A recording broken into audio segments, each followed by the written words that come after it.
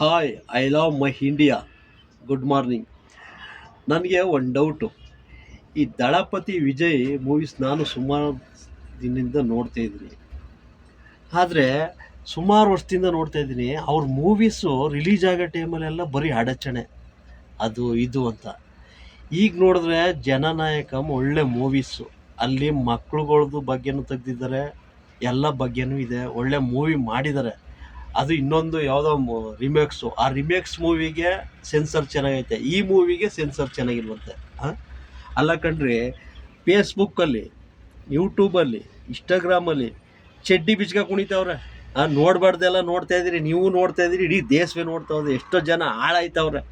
ಎಷ್ಟೋ ಮಕ್ಳುಗಳು ಓದೋದನ್ನ ಬಿಟ್ಬಿಟ್ಟು ಅದ್ರ ಹಿಂದೆ ಹುಚ್ಚಿಡ್ಕೊಂಡು ನಿಂತಾರೆ. ಅವಕ್ಕೆಲ್ಲ ಏನು ಸೆನ್ಸರ್ ಇಲ್ವಾ? ಅದು ಏನು ಮಿಲಿಯನ್ ಗಟ್ಟಲೆ ಓಡ್ತಾವೆ. ಬರ್ಬೆತ್ಲ ಬೆತ್ತಲಲ್ಲಿ ಕುಣಿತಾವ್ರೆ. ಅವಕ್ಕೇನು ಸೆನ್ಸರ್ ಪ್ರಾಬ್ಲಮ್ ಇಲ್ವಾ?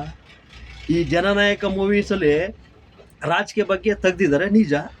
ರಾಜಕೀಯದವ್ರು ಏನು ಅನ್ಯಾಯ ಮಾಡ್ತಾರೆ, ಹೆಂಗೆ ಮಾಡ್ತಾರೆ ಅದನ್ನು ತೋರಿಸ್ತಾವ್ರೆ. ಜನಕ್ಕೆ ಬುದ್ಧಿ ಕಲ್ತ್ಕೊಂಡು ಇನ್ನು ಮುಂದೆ ಒಳ್ಳೆಯವ್ರು ಓಟ್ ಹಾಕ್ಲಿ ಅಂತ. ಅದು ತಪ್ಪ? ಅದಕ್ಕೋಸ್ಕರ ನೀವು ಸೆನ್ಸರ್ ಪ್ರಾಬ್ಲಮ್ಮು, ಅದು ಕಟ್ ಮಾಡಿ, ಇದು ಕಟ್ ಮಾಡಿ. ಒಂದ್ಸತಿ ಕಟ್ ಮಾಡಿದಿರಿ, ಆಯಿತು. ನೆಕ್ಸ್ಟ್ ವಾರ ರಿಲೀಸ್ ಮಾಡ್ಬೇಕು ತಾನೆ. ಸ್ವಲ್ಪ ದಿನ ಕಾಯಿರಿ. ಅವ್ರ ಫ್ಯಾನ್ ಇಡೀ ಆಲ್ ಇಂಡಿಯಾದಲ್ಲೇ ಇದೆ. ರೊಚ್ಗೆದ್ದು ಬಿಟ್ರೆ ಸೆನ್ಸರ್ ಮಂಡಳಿನೇ ಸೆನ್ಸರ್ ಮಾಡ್ಬಿಡ್ತಾರೆ. ಆಮೇಲೆ ಗೊತ್ತಾಯ್ತು ನಿಮ್ಗೆ ಅದೇ